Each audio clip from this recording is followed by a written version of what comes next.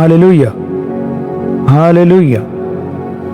प्रभु का वचन पहला कुरिन्थियां 15 अध्याय उसके 40 वचन से ऐसा कहता है, स्वर्गीय देह है और पार्थिव देह भी है, परंतु स्वर्गीय देहों का तेज और है और पार्थिव का और।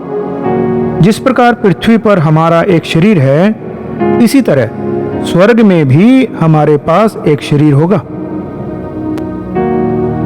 पहला यूहन्ना 3 अध्याय उसके 2 वचन में प्रभु का वचन कहता है, हे प्रियो, अभी हम परमेश्वर की संतान हैं और अब तक ये प्रकट नहीं हुआ कि हम क्या कुछ होंगे।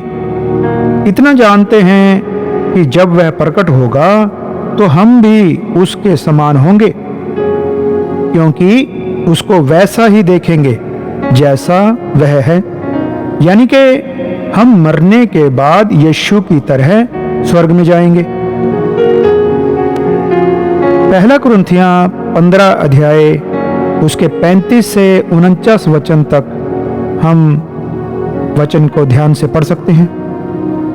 ऐसा हमें इस वचन में बीज का उदाहरण देकर समझाया गया है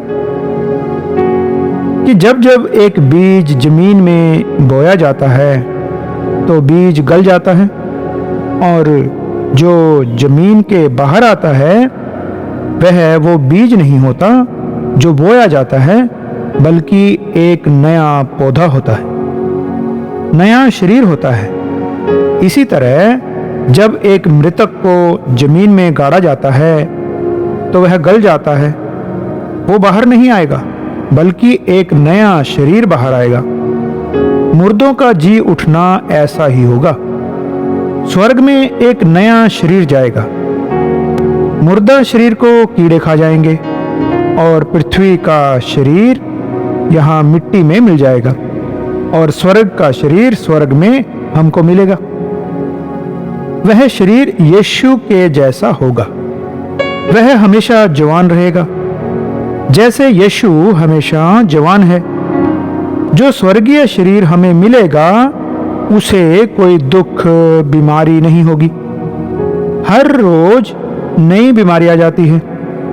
उस नई बीमारी के बारे में हम जानते हैं, कैसे इंसान घरों में कैद हो गए थे। आने वाले समय में भी ऐसी बीमारियां पृथ्वी पर आती रहेंगी।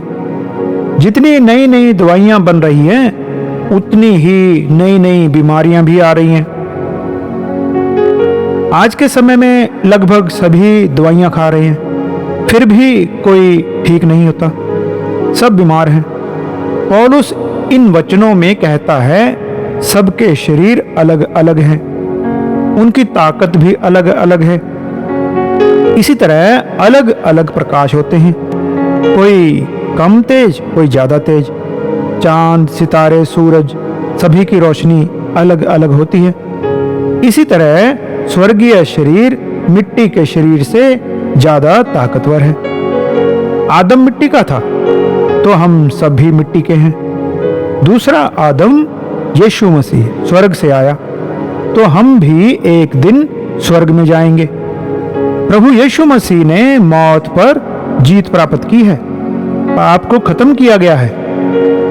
स्वर्ग का द्वार खुल गया। एक विश्वासी खुशी से मरता है और स्वर्ग में जाता है।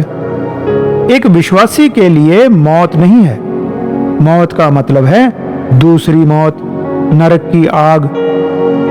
प्रकाशित वाक्य 20 अध्याय उसके 14-15 वचन में कुछ ऐसा लिखा है, और मृत्यु और अधोलोक भी आग की झील में डाले गए। ये आग की झील तो दूसरी मृत्यु है। और जिस किसी का नाम जीवन की पुस्तक में लिखा हुआ ना मिला, वह आग की झील में डाला गया। प्रभु यीशु मसीह की वजह से हमारे नाम भी जीवन की पुस्तक में लिखे गए हैं, और हम उस आग से बच गए हैं, और हम खुश हैं क्योंकि हम स्वर्ग जाने वाले हैं। आमीन, आमीन।